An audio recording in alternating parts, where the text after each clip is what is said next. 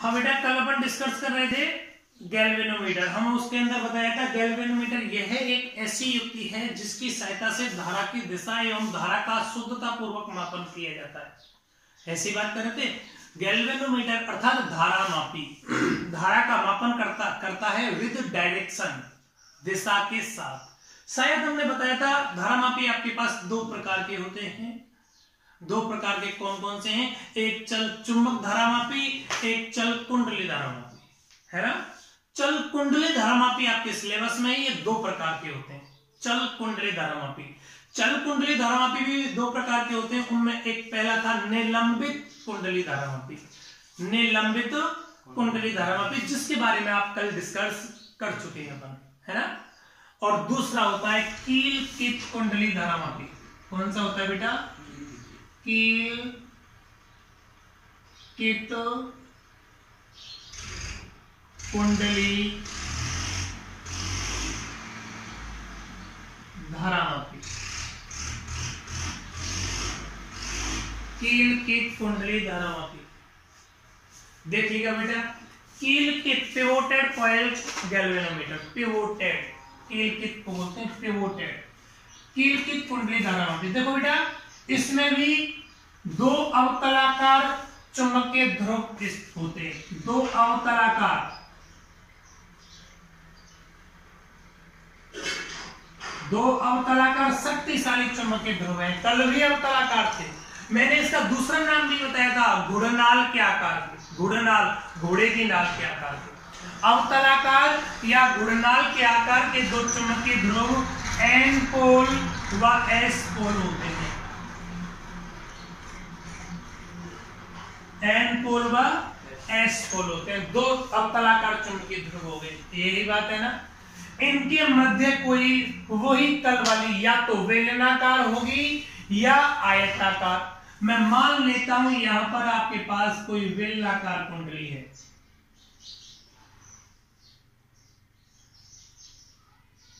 बेलनाकार, बेलन क्या कर, बेलनाकार कुंडली ये होगी।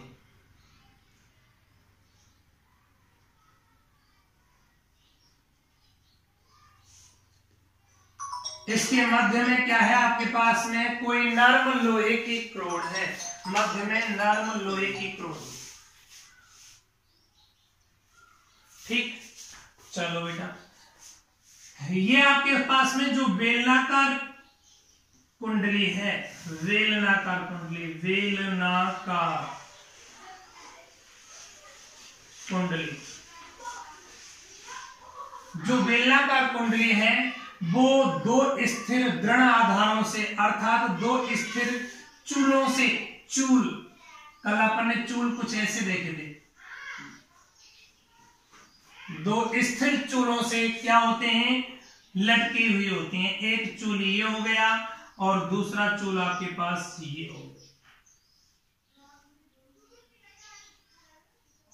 दो स्थिर चूलों से ये कुंडली आपकी लटकी हुई होती है, यही बात है ना। चलो बेटा, आप देखिएगा, मैं यहां तक की बात को बोल सकता हूं। इसके अंदर, किसके अंदर? कीलकित कुंडली धारा मापी, कीलकित कुंडली धारा मापी के अंदर कोई बेलनाकार कुंडली दो स्थिर चूलों की सहायता से दो शक्तिशाली घुड़नाल के आकार के चुंबकीय ध्रुवों के मध्य स्थित होती है।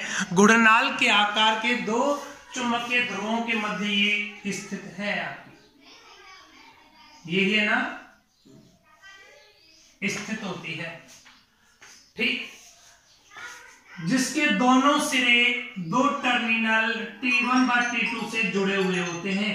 दो सिरे T1 व T2 टर्मिनल से जुड़े हुए होते हैं। अरे बाद में बात करूं, मैं फोन काट रहा हूं तो बाद में कर लूंगा, 10 मिनट बाद।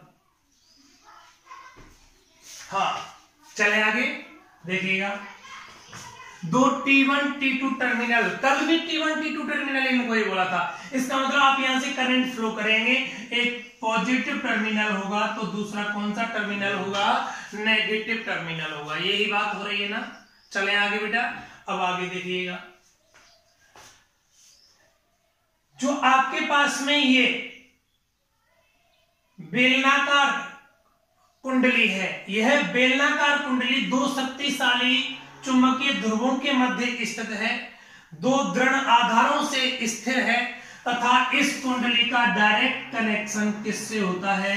स्केल से होता है। और यह स्केल किसके ऊपर होता है बेटा? मीटर पैमाने के ऊपर होता है। ये क्या हो गया आपका? पैमाना। इसके मध्य में वही जीरो होता है। अरे यार, ये आप सोचिएगा आयताकार कुंडली है, ये हाथ है जो, या बेलनाकार कुंडली है, ठीक। ये दो चुंबकीय ध्रुवों के मध्य रखी हुई है, एक आधार इधर है, दृढ़ आधार किसी से इसको जोड़ दिया, इधर जोड़ दिया, ऐसे ही है ना। और यहां मैंने ये लगा दी, संकेतक लगा दिया। ये संकेतक का कनेक्शन डायरेक्ट कुंडली से होता है। आप जैसे ही इसमें धारा प्रवाहित करेंगे तो इसमें क्या होगा? ये रोटेट होगी, बलागुण उत्पन्न होगा। रोटेट होगी तो ये घूमेगा, घूम रहा है ना, घूमेगा तो कहां पर घूमेगा? ये संकेतक पर। जैसे ही आयताकार कुंडली रोटेट होगी तो ये विक्षेप इसमें प्राप्त होगा। होगा या नहीं होगा? धारा की दिशा अपन बदल देंगे तो ये उल्टी दिशा में रोटेट होगी, उल्टी दिशा में होगी तो इधर आएगी। इसका मतलब धारा की दिशा भी ज्ञात करा रहे हैं इससे, और धारा का परिमाण भी। आप जितनी ज्यादा धारा प्रवाहित करेंगे इसके अंदर, आप जितनी ज्यादा धारा इसके अंदर प्रवाहित करेंगे उतनी ही ज्यादा मात्रा में यहां बलागुण कार्य करेगा और विक्षेप भी उतना ही ज्यादा मिलेगा। मिलेगा या नहीं मिलेगा? चले आगे, चलो बेटा। एक्चुअली आप इसकी सहायता से 10⁻⁻6 एम्पियर, 10⁻⁻6 एम्पियर की कोटि की धारा का भी मापन कर सकते हो। माइक्रो एम्पियर की कोटि की धारा का भी मापन कर सकते हो। किसकी सहायता से? कीलकित कुंडली धारामापी की सहायता से। लेकिन इसकी सुग्राह्यता, किसकी? कीलकित कुंडली धारामापी की सुग्राह्यता निलंबित कुंडली धारामापी की तुलना में कम होती है। इसकी सुग्राह्यता निलंबित कुंडली धारामापी की तुलना में क्या होती है? कम होती है। एग्जैक्ट मान नहीं देता, ऐसी बात हो रही है ना। एक्चुअली आप कीलकित कुंडली धारामापी को वेस्टर्न धारामापी भी बोलते हैं। वेस्टर्न धारामापी पूछ लेता है, वेस्टर्न धारामापी किसे कहते हैं? कीलकित कुंडली धारामापी, है ना। कीलकित कुंडली धारामापी, कोई समस्या? कीलकित कुंडली धारामापी किस सिद्धांत पर कार्य करता है?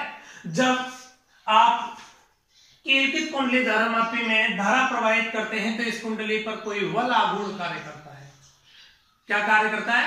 बल आघूर्ण कार्य करता है, और जिसके कारण आयताकार कुंडली या बेलनाकार कुंडली घूर्णन करने लगती है, जिसके कारण उसमें कुछ डिफ्लेक्शन इंड्यूस होता है। जो कल हमने देखा था, टाउ इज डायरेक्टली प्रोपोर्शनल, क्या था? ये था। ये बल आघूर्ण किसके? डिफ्लेक्शन के समानुपाती होगा। जितना बल आघूर्ण ज्यादा होगा उतना ही डिफ्लेक्शन ज्यादा होगा। चलो बेटा, अब आप देखिएगा, इस धारामापी का एक वीक पॉइंट ये है कि यदि आपने इसमें यकायक तेजी से ज्यादा मान की धारा प्रवाहित कर दी, यदि इसमें ज्यादा मान की धारा प्रवाहित कर दी आपने एकदम तेजी से, तो इसमें बलागुण तेजी से कार्य करेगा, और बलागुण तेजी से कार्य करेगा तो आपका डिफ्लेक्शन, ये कुंडली तेजी से रोटेट होगी, डिफ्लेक्शन भी तेजी से आएगा। डिफ्लेक्शन तेजी से आएगा तो यहां स्टॉप पिन लगी हुई होती है।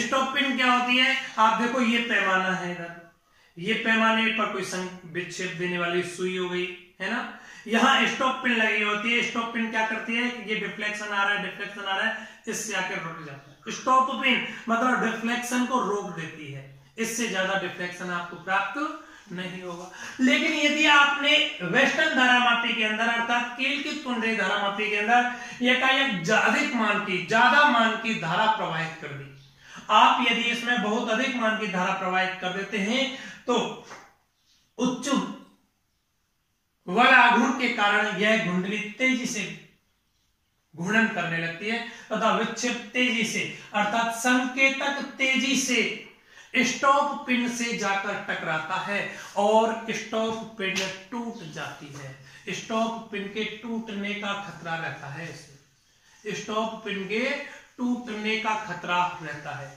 या आयताकार कुंडली के जलने की संभावना रहती है। फिर क्या करेंगे? तो इन सभी घटनाओं से बचने के लिए हम इन दोनों टर्मिनलों के मध्य एक अल्प प्रतिरोध लगा देते हैं। इस अल्प प्रतिरोध को बोलते हैं बेटा शंट। शंट को एस से डिनोट कर दिया, SHUNT। शंट किसे कहते हैं? धारामापी के दोनों टर्मिनलों के मध्य जोड़े गए अल्प प्रतिरोध को, है ना, जोड़े गए अल्प प्रतिरोध को शंट कहते हैं। यह प्रतिरोध धारामापी के समांतर क्रम में जुड़ा हुआ होता है। कौन से क्रम में? समांतर। आप देखो ये पूरा धारामापी आप ऐसे सोचिएगा, ये धारामापी गैल्वेनोमीटर हो गया ना। आपने और क्या जोड़ दिया? ये टर्मिनल एक T1 हो गया और ये वाला टर्मिनल T2 हो गया। इनके बीच में क्या जोड़ देते हैं अपन? अल्प प्रतिरोध जोड़ देते हैं। अल्प प्रतिरोध ये जोड़ दिया, इसे अपन क्या बोल रहे हैं? शंट बोल देते हैं। देखो दोनों पैरेलल में है या नहीं। अब यार ये शंट का काम क्या है? अल्प प्रतिरोध है। इसका मतलब क्या हो गया? अल्प मान की धारा इसके अंदर, मैंने कम मान की धारा प्रवाहित करूंगा तो ऐसे जाएगी नहीं, क्योंकि इसका प्रतिरोध है। अब धारा कहां है? होकर जाएगी, इसमें होकर ऐसे जाएगी इस पूरे परिपथ में। इसका मतलब इसमें करंट फ्लो होगा और ये डिफ्लेक्शन देगा, है ना। ये अगर इसकी औकात से ज्यादा इसके अंदर करंट फ्लो कर देते हैं आप, इसकी क्षमता से ज्यादा आप इसके अंदर करंट फ्लो कर देते हैं, इसका मतलब क्या हो गया? उच्च मान की धारा प्रवाहित कर रहे हैं और उच्च मान की धारा के मार्ग में ये प्रतिरोध क्या है? अल्प है, कम प्रतिरोध है। तो यह करंट इधर नहीं जाता, इस रास्ते से इधर गुजर जाता है। सारा करंट इस रास्ते से गुजर जाता है। इसका मतलब जो भी करंट आ रहा था वो करंट यहां होकर इस प्रकार से चला जाता है, और जब करंट यहां होकर इस प्रकार से जाएगा, इसका मतलब क्या हो गया? आपकी इस कुंडली के जलने की संभावना या स्टॉप पिन के टूटने की संभावना क्या हो जाती है? खत्म हो जाती है। ठीक है बेटा, चलो आगे। अब देखो, मैं मान लेता हूं आप इस गैल्वेनोमीटर के अंदर जो धारा का प्रवाह कर रहे हो वो I धारा प्रवाहित कर रहे हो। कितनी? I धारा। I धारा में से इस देखो यहां I धारा प्रवाहित कर रहे हैं। इस गैल्वेनोमीटर के अंदर जो करंट फ्लो हो रहा है वो कितना है आपका? IG। कितना है बेटा? IG करंट फ्लो हो रहा है। ठीक है ना। चलो, जब इधर IG करंट फ्लो हो रहा है तो इधर कुछ करंट फ्लो हो रहा हुआ है इसके अंदर। शंट में जो करंट फ्लो हो रहा है उसको मैं बोल दूं IS। क्या बोल दूं? IS। बेटा आपको पता हो तो देखो ये करंट आ रहा है, दो भागों में डिवाइड हो गया, IG प्लस IS। इसका मतलब I का मान कितना होगा? IG प्लस IS के बराबर होगा या नहीं होगा? आप ये बताइएगा, जो आपके गैल्वेनोमीटर है और अल्प प्रतिरोध ये शंट है, कौन से क्रम में जुड़े हुए हैं? सीरीज में या पैरेलल में? कौन से क्रम में जुड़े हुए हैं? पैरेलल में। और आप जानते हो पैरेलल में समांतर क्रम में दोनों सिरों के मध्य उत्पन्न विभवांतर का मान परस्पर क्या रहता है? समान। मतलब जितना विभव कहां उत्पन्न होगा आपका गैल्वेनोमीटर की सतह पर, उतना ही विभव कहां उत्पन्न होगा? शंट की सतह पर होगा या नहीं होगा? चले आगे चलिएगा बेटा। आप देखिए, इसका मतलब यहां विभव और यहां विभव बराबर। इसका मतलब V गैल्वेनोमीटर और V शंट परस्पर बराबर होंगे, है ना? होंगे ना। V बराबर IR। इसमें करंट कितना है? IG। प्रतिरोध कितना है? G। गैल्वेनोमीटर का प्रतिरोध मान लेता हूं कितना है? G है। और शंट का प्रतिरोध मान लेता हूं S है। ठीक है ना। बराबर VS। धारा कितनी है? V बराबर IR। इसमें धारा कितनी प्रवाहित हो रही है? IS इंटू S, है ना। आप देखो यहां से, मैं यहां से क्या कर देता हूं? IG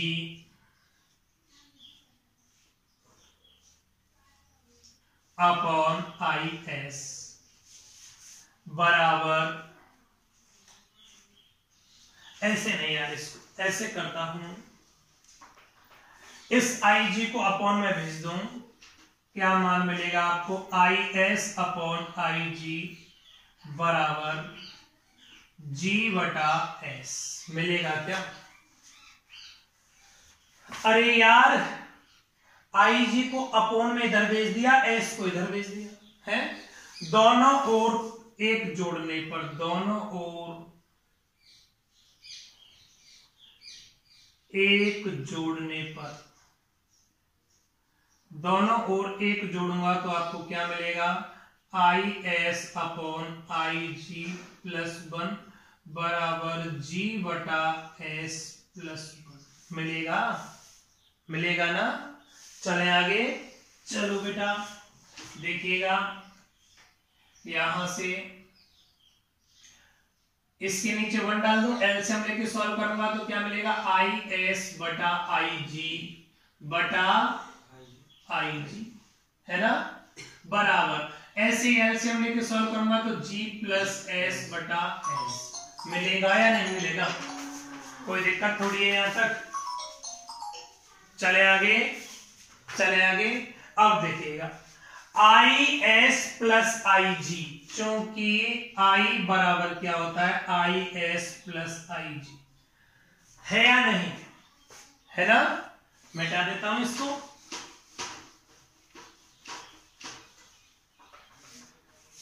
देखो I बराबर IS प्लस IG, क्या मान मिलता है, I बटा IG बराबर G प्लस S बटा S।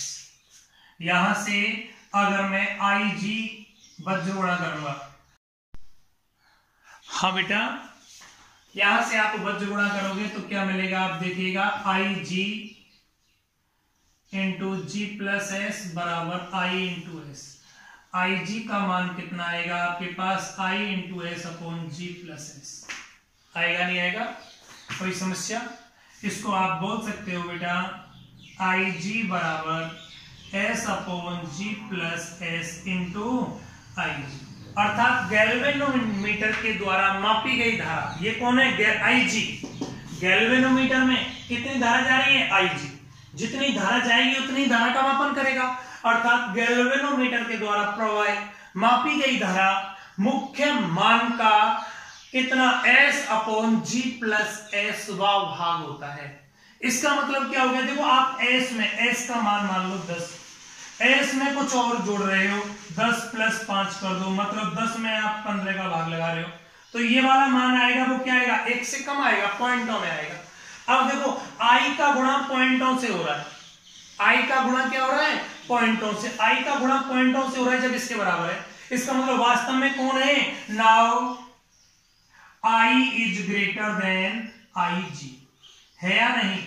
इसका मतलब क्या हो गया, गैल्वेनोमीटर जो धारा का मापन करता है वो मुख्य धारा की जो मुख्य वैल्यू होती है ना, उससे कुछ कम धारा का मापन करता है, तो उससे कुछ कम धारा का मापन करता है। अरे यार कम धारा का मापन क्यों करता है, क्योंकि वह जो गैल्वेनोमीटर स्वयं काम कर रहा है, तो स्वयं काम करने के लिए भी कुछ धारा का भाग स्वयं क्या कर लेता है, ग्रहण कर लेता है, अवशोषित कर लेता है, जिसके कारण वह कम मात्रा में धारा का मापन करता है। चलो भाई धन्यवाद, इसे एक बार और रिपीट करके देखिएगा बेटा, चलो।